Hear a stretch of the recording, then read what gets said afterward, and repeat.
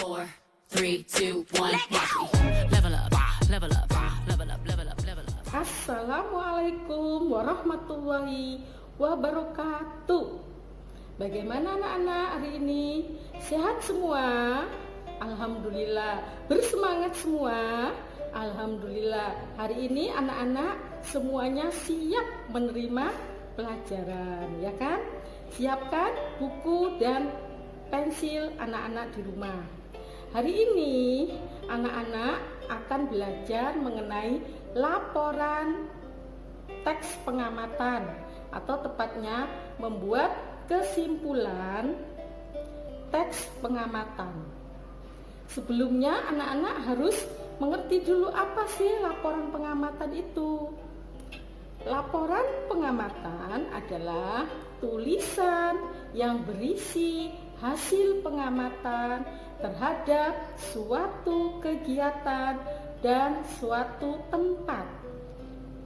Pasti ada kegiatan dan ada tempat. Kemudian anak-anak harus tahu apa itu ciri-ciri kesimpulan teks laporan. Ciri-cirinya ada 3.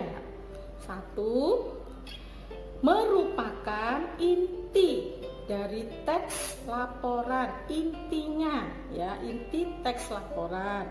Yang kedua, harus dimulai dari hal yang umum ke hal yang khusus. Yang ketiga, berisi pesan atau informasi yang ingin disampaikan kepada pembaca, ya. Kemudian menyimpulkan informasi harus berdasarkan teks laporan hasil pengamatan yang didengar dan dibaca. Ya, setelah membaca atau mendengar, baru anak-anak bisa menyimpulkan teks laporan, ya, menyimpulkan informasi dari teks laporan tersebut. Kemudian di sini ada ciri-ciri. Apa ya ciri-ciri dari teks laporan itu? 1. Ditulis dengan bahasa sendiri. Kemudian yang kedua, tidak menimbulkan pengertian yang salah. Yang ketiga, disertai data yang akurat. Yang keempat, menarik untuk dibaca oleh pembaca, ya. Nah, sebelumnya anak-anak harus tahu langkah-langkah dari membuat laporan pengamatan. Langkah-langkahnya, pertama, ya, itu ada 5, ya. Pertama, anak-anak harus menentukan judul teks, ya, teks laporan itu apa, judulnya apa. Yang kedua, membuat kerangka laporan pengamatan. Yang ketiga, membuat kalimat pembuka. Ada kalimat pembukanya. Seperti anak-anak membuat surat tuh harus pakai kalimat pembuka, atau pidato juga membuat kalimat pembuka, ya. Yang keempat itu mengembangkan idenya itu apa, dikembangkan satu persatu. Lalu yang terakhir membuat kalimat penutup, ya, kalimat penutup. Laporan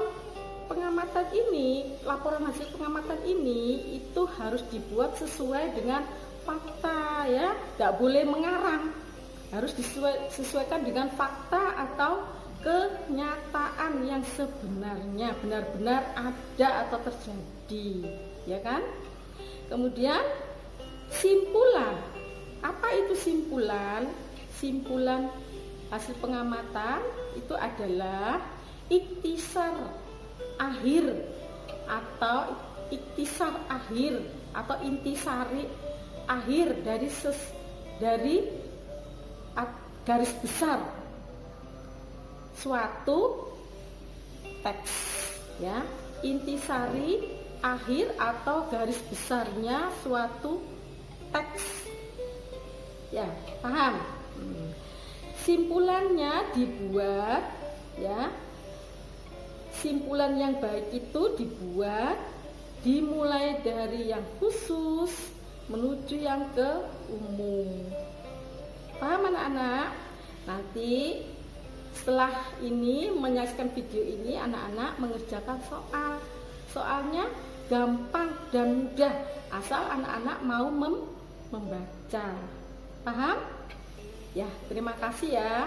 Sampai di sini Ustazah menerangkan bahasa Indonesia. Mudah-mudahan anak-anak paham dan bisa mengerjakan dengan baik dan benar. Terima kasih. Wassalamualaikum warahmatullahi wabarakatuh.